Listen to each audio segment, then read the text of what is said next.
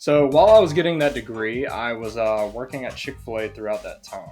A little bit after, we realized that sales was not my forte. I can do it. I'm not passionate about it. It's going to be hard today where it's easy tomorrow. We're building something. I saw an opportunity and I wanted to jump on it. But just taking a moment like, oh, I have achieved this.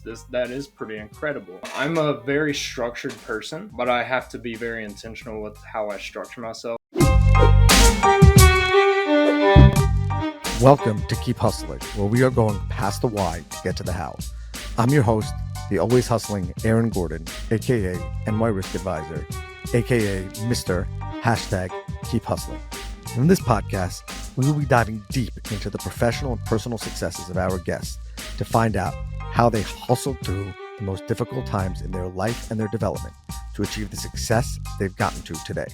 So buckle up for what hopes to be an amazing ride. And of course, now and always, keep hustling. Welcome to Keep Hustling with my guest, Kenneth Williamson.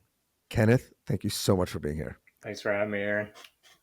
Kenneth, I think that you are the first coworker that's been on the Keep Hustling podcast. We're not going to dwell on this because your employer, one of my closest friends, episode 2 or 3, I think, of the KHP, Bradley Flowers, was on, and his hustle's amazing.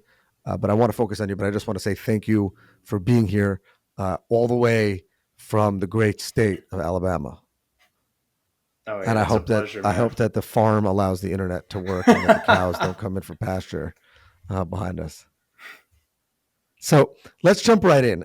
What do we need to know? And I have an idea where I want this conversation to go, but obviously these conversations kind of mold themselves. But take us back. Your hustle is unique in that I know that you've built something. I know that you're building something. And I know that you found a unique career in insurance, even though insurance is not really a new career, but a unique agency, a unique place, and a unique position of leadership that you evolved into. So I kind of just want to take us back. What led you to that? And where do you think that hustle inherently comes from in your life and in your upbringing? Yeah. So this story, I'm going to kind of take you back and kind of go through my story a little bit. It's funny.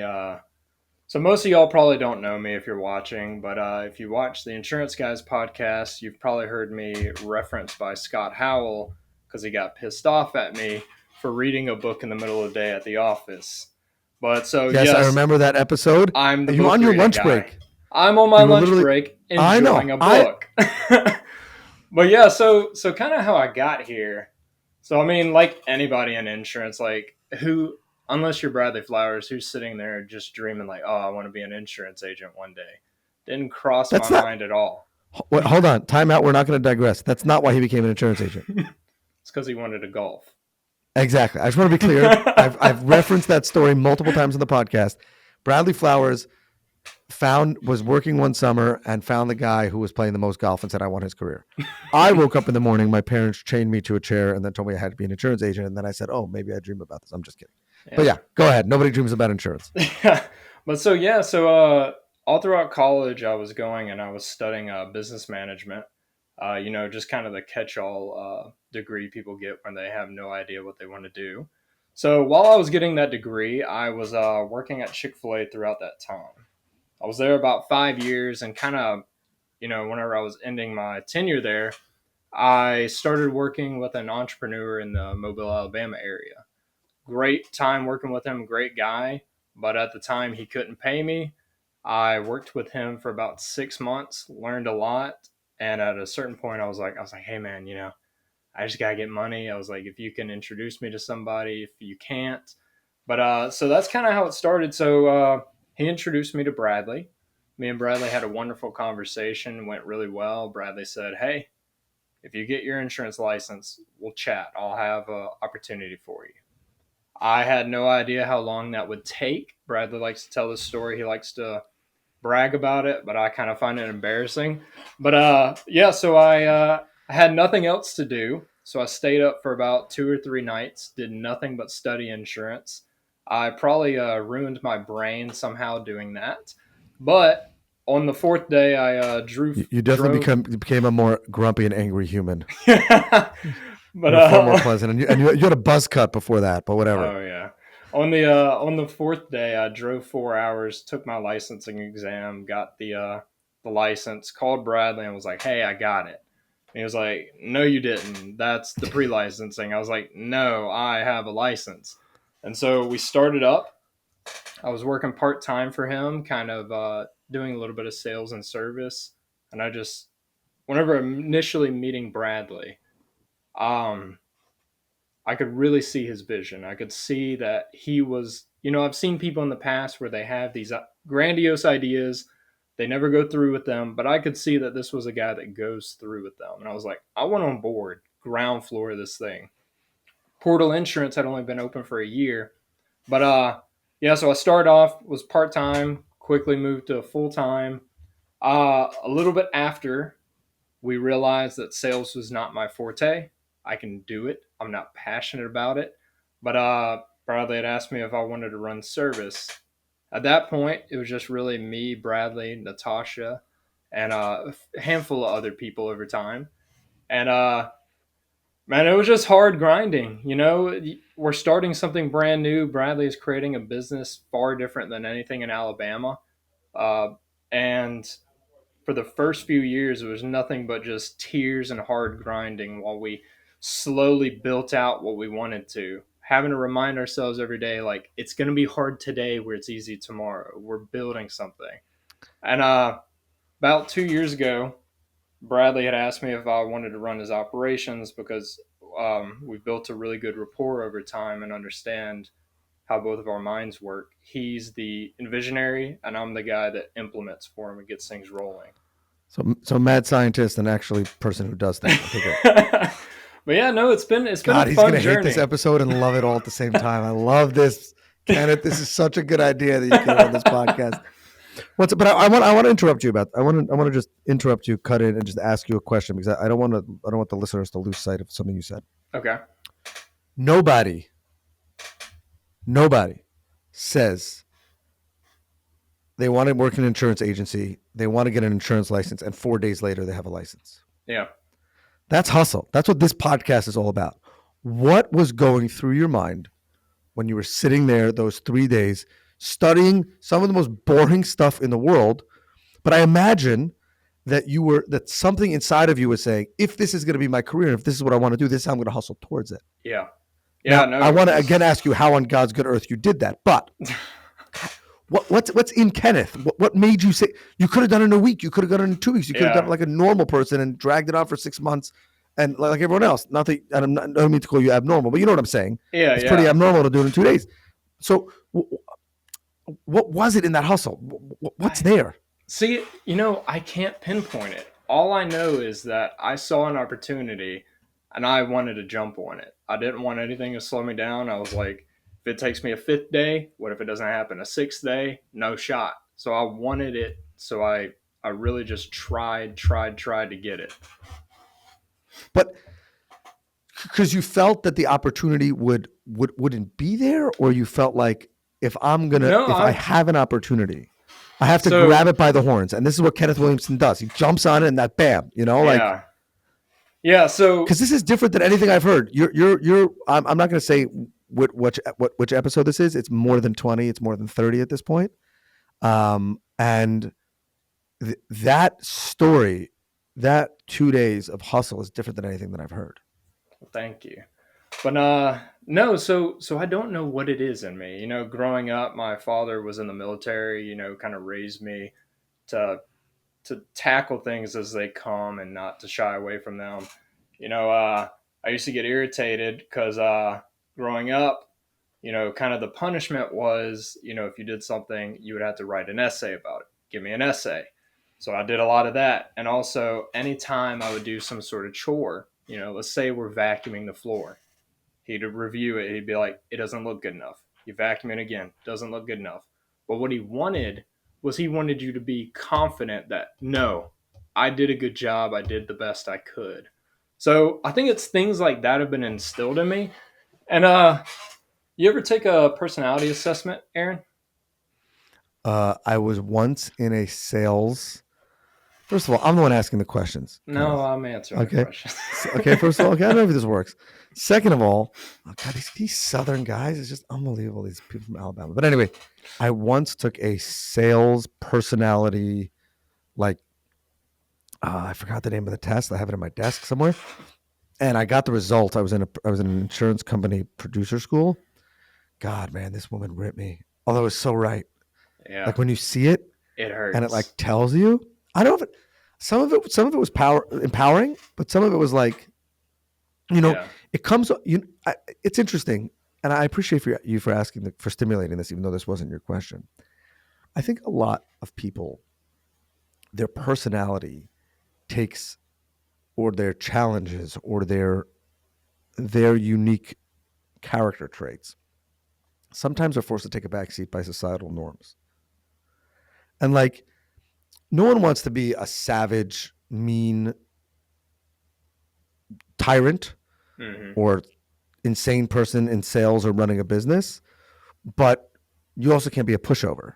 You Yeah. know what I mean? So like, when it says you have when a personality test, and then I want to hear about yours, says that you have a strong personality, or says that you're ruthless in a kind way, because they would never say ruthless because that's bad for business. You might be taken aback and say like that's a bad thing. But at the same time, maybe that's my hustle, and I need to embrace it in a positive way. Again, you shouldn't become, a crazy tyrant, but maybe there's something to embracing that, and that becomes part of your hustle. But anyway, Yeah. yes, I have taken a personality test, and now I feel like I need a therapist. Yeah. Yeah. No, because it was a few years back. It was probably about 3 years ago that I always knew I had somewhat of a drive in me, but I didn't know where it stemmed from necessarily. And about 3 years ago, somebody introduced me to the Enneagram test. And so what you do, it's a really long test. You go through it, and what it will tell you, for me, I am a three-wing two. And what this means is a three-wing two is called the charmer. And so that person with the three, they really value, just getting stuff done, having all these achievements. But the wing two portion is where the person is very kind and wants to help others. So that's why 3 years ago I was able to kind of speed things up. Me and Bradley would have meetings, and I would just be honest with him, like, this is where I see my career going. I was like, I can do the sales, I can do this, but my passion lies in I want to create resources because I love the team we work with. Like everybody on our staff love them, and all I want to do is help them, and by achieving that, I'm achieving something as well. So it's something I had to develop over time, trying to figure out. I don't think a lot of people take the time to self evaluate and understand who they are and why they do what they do or how they do it. 100%. And I think that a lot of people get lost in what they think they should be doing. Yeah. Meaning, any person who's in a sales role, everyone says money's in the sales, sales is sexy, whatever, however you want to call it. And you're in a sales role, and a lot of people would lie to themselves. Yeah. A lot of people would get to the point where they would say, no, this is what I'm supposed to be doing. This is how I'm supposed to be doing it. This is how I can make the most money in the quickest time. Yeah. And therefore forget about the fact that my passion might be service or operations that lead to the service. You know what I'm saying? Yeah. From the service side of the agency, I'm going to stick it out in sales. And I think Yeah. that what ends up happening in the long run is that the people end up suffering, Yeah. because you can only, and I'm not saying that someone who desperately needs to make money and does something that they're not passionate about because they need to feed their family is bad. Mm. I'm not saying that. I'm just saying that that's where burnout comes from. I have met salespeople who are amazing. There's one of the largest, he's not private anymore, they sold, but one of the largest, the best insurance salesperson agent I've ever met in my life is currently 80 plus years old, built a massive business, and this guy will get on a plane to sell $1,000 policy. But you know what? He loves it. It's his drive. He will tell you that was passion. My father was like that. My father, Yeah. rest in peace, was like that, where he loved the insurance sales game, absolutely despised anything having to do with the office. If he could avoid if he could try to stand outside and give out leaflets to sell insurance, he'd rather do that than answering the phone on a service task, even though he loved service and he was about service and Barbara's about service. But I think that so many people don't find that. Yeah. And like, how lucky are you that you found that? And then again, you leaned into that hustle and you Yeah. built something crazy. So, Yeah, like a few things that I learned whenever I took it. It was like you were saying, it was really crazy. I was reading it and I was like, it's reading me like a book. Because I felt like I was going crazy, uh, friends my age or, people relatively in the same area as me, like they would just be like, "Oh yeah, you've achieved so much." But in my head, the way my personality is, I was like, "Okay, we achieved this. Move on. Don't accept it. Don't think on it. Don't count it as a win. Just go to the next win, next win, next win." And that's a pretty hard way to go about things. You do need to right, take a moment and be like, "Oh, not being prideful, but just taking a moment like, "Oh, I have achieved this. That is pretty incredible." And then take a moment, reflect on it, and then move on to the next one instead of just shooting for the next one immediately. Um, One thing that was kind of funny whenever I was going through it was I immediately started looking up a blog, and it was like trying to understand what my personality meant and trying to figure out some things around what my personality was to kind of adjust myself to be more of a well-rounded person.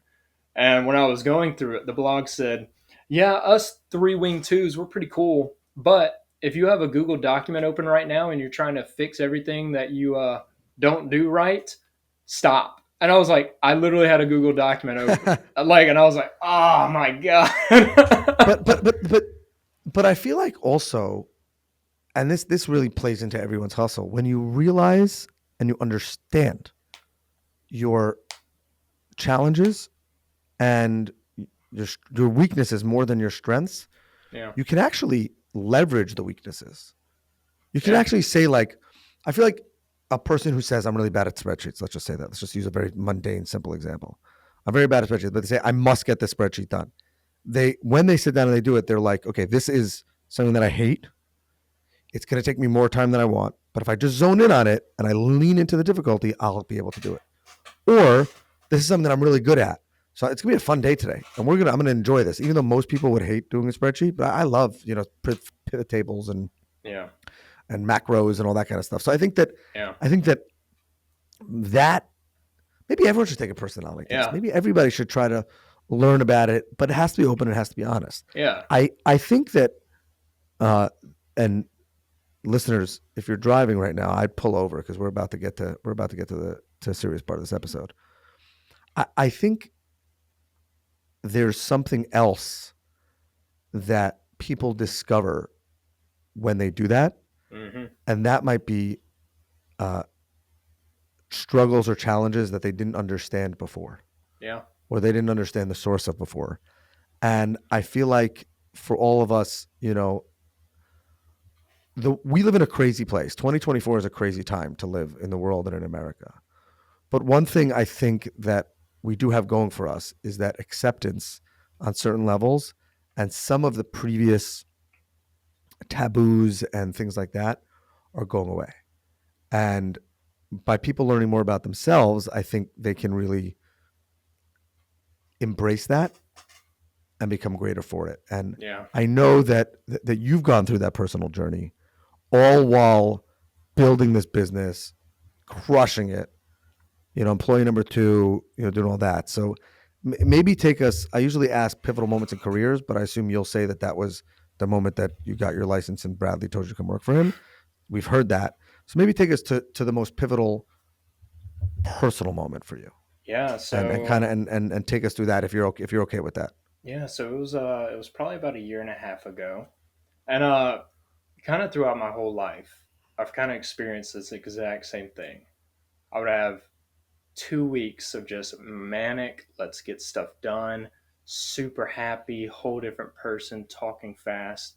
And then immediately after that 2 weeks is over, just depressed, shell of a person, sit in a corner, stare at a wall. The whole time, though, so so I'd been going through this for a while, and I could hide it really well, and that's the problem with these let's call them mental illnesses. That's the problem with it. So I'm a very structured person, but I have to be very intentional with how I structure myself. Like I have to have a calendar running at all times, alarm going, hey, you need to eat. Hey, you need to take a moment to meditate. You need to work out. You need to do this. Now, without that, I wouldn't do it. So that's one thing I You had to would learn for myself. you would grind it out for 3 days and get your insurance license. Yeah, yeah, exactly. Like I would have to have those things to help me because otherwise I would just in those slumps fall back down.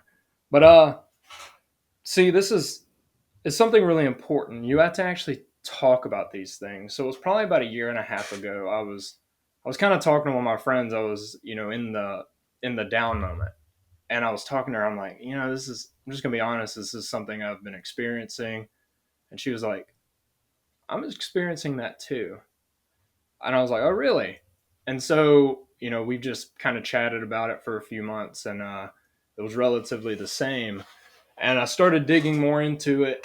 And one thing that I was seeing was the potential for it being bipolar disorder. Now, that can affect a lot of people in a lot of different ways. You could be a person that is just crazy spontaneous, super happy, just spends money all the time. And then maybe on the 2 weeks down, you're just having benders and whatever, what have you, just very detrimental to yourself.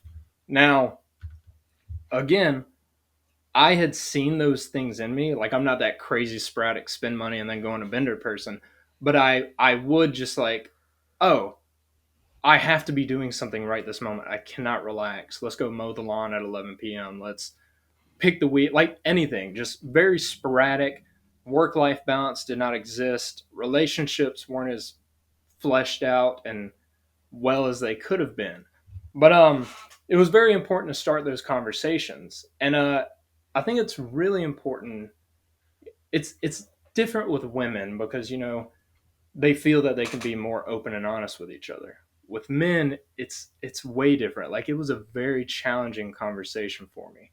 But I started having those conversations near the end of last year.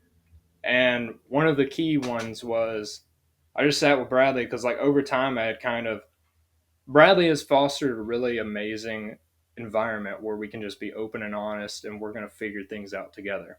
So in a few of our meetings, I would sit down with him and I'm like, I just feel like I'm going crazy. Like, I'm down. I don't know why I'm down. I have my routine. I'm working out. I'm eating right. All these things. But then, I kind of explained to him, I'm like, I've been looking into it. I think I might be bipolar. And he was like, you don't seem like you are. And that's the thing with mental illness is you can hide it so well.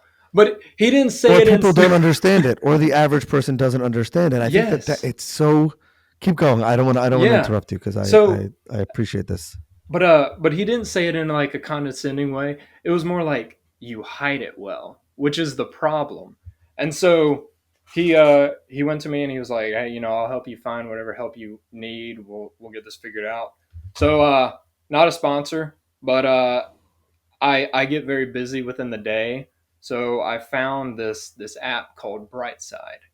And what I was able to do on it was I was able to log in. I was able to take a questionnaire, and um, it kind of asks you in a certain time frame instead of how you feel that day. Because that's the thing, you would gaslight yourself. Let's throw that term out there. I would gaslight myself on those manic ups and be like, "Oh, I'm perfect.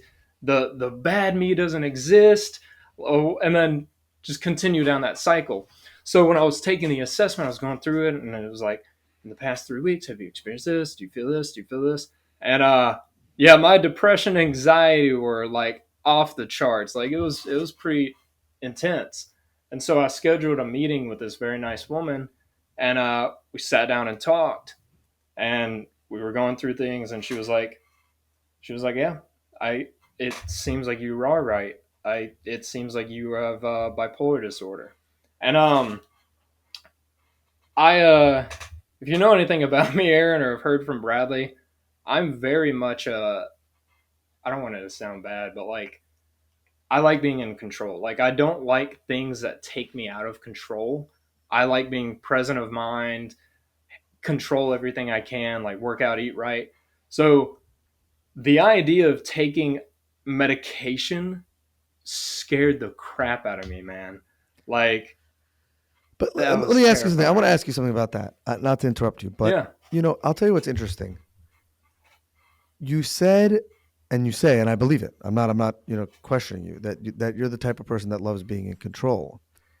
Yet you said that it's so important for people to to embrace themselves and learn about themselves and Yeah. discover these challenges, which can only happen if you relinquish control. Yeah, exactly. So it's a catch 22 because I'm not saying that you don't like to be in control. There are people, Yeah. I'm the same way, meaning I also enjoy every once in a while something crazy happens and you just kind of embrace being stuck in the rain with a flat tire because it's so hilarious. Like when my wife and I missed a flight with 4 children and we were stuck in an airport for a day, like it's so out of Yeah. your control that it's funny.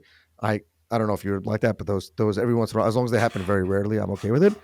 But it's like sometimes the people who think or actually do think that they do or actually do flourish with the most control actually have the greatest personal growth when they relinquish control, Yeah. and vice versa. Sometimes people who think that they thrive in chaos, for lack of a better term, can gain the most personal growth when they have Yeah. some sort of structure. Oh yeah. And I so appreciate you sharing that because maybe there's someone out there who's scared to relinquish the control, and that's what's holding them back Yeah. from being their happiest or embracing their true self, Yeah. or vice versa. And I think it's just the dichotomy of the last 25 minutes of getting the license in such an efficient manner, building an incredible business, realizing that service was the way to go and not sales, building an incredible machine around that service, technology and client service and things like that, against the backdrop of that seems like everything is figured out, and you're saying maybe not, or maybe things weren't, or maybe there was further development necessary. So I think that that's incredible. Kenneth, thank you for sharing that. Really. Yeah. No, and I think it is really important to have these conversations. Whenever I was going through all my self discovery and everything, I'm the kind of friend like if you're a friend of mine, I'm gonna be like, man, if you don't tell me when you're depressed where I can help you, I'm gonna have a problem with you. You gotta tell me.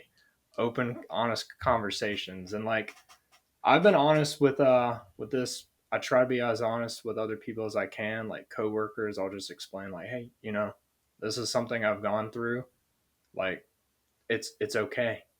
It doesn't make you weak. We're all just on this earth trying to survive and thrive. Like that's all we're trying to do. Do you do you think that you're better and happier now that you've come out the other end, I or do. not come out the other end, but are embracing that? I do. I feel like a much more well-rounded person. I can take steps back and breathe and not just be a work machine that just is looking for the next achievement Well, I constantly. can tell you one thing. I think that we're all lucky in the industry and in your circle that happened. Even though you might say that you're working less hours, and I'm sure I know Bradley. I know that we're all lucky, and one day when you move to New York and we work together, it'll be fine. And whatever, forget the Alabama. Well, I'll bring a cow for you. It'll be fine. Kenneth, we ask Yeah, our thanks, man. guests. We asked our guests to leave us with their favorite inspirational, motivational quote and what it means to them. I assume you have a bunch or one that speaks to you. Really, thank you for being here. Thank you for being the open and honest book. Thank you for sharing. Yeah, Um, and everyone should listen to this episode. I haven't said this before, maybe more than once, or at least a clip more than once, to be inspired to be our best selves. So, really, Kenneth, thank you, and the floor is yours. yeah. So I don't know the quote exactly, but most mornings I like to listen to this video, and whatever you think of him, it is a good video, but it's Jim Carrey. And Jim Carrey, he kind of explains like, he's gone from the goofball comedian to whatever he is now. But anyway, the video is really good. And he sits and he talks about, again, we're going back to self discovery. He's like, I had to understand who Jim Carrey was. Jim Carrey is not me. Jim Carrey is how I'm perceived, how I display myself to others, like how kind am I, how whatever this is. That's who you are. You're not just your physical self. You're how you affect others and the environment around you. But so that's the quote I really like. Amazing. I love that. Kenneth, really, thank you for being here. All right. right. Thank you, Aaron. Appreciate you, man. I appreciate you. This has been another episode of Keep Hustling. Remember, do well by doing good and always keep hustling. All right, hustlers, that brings us to the end of another fantastic episode.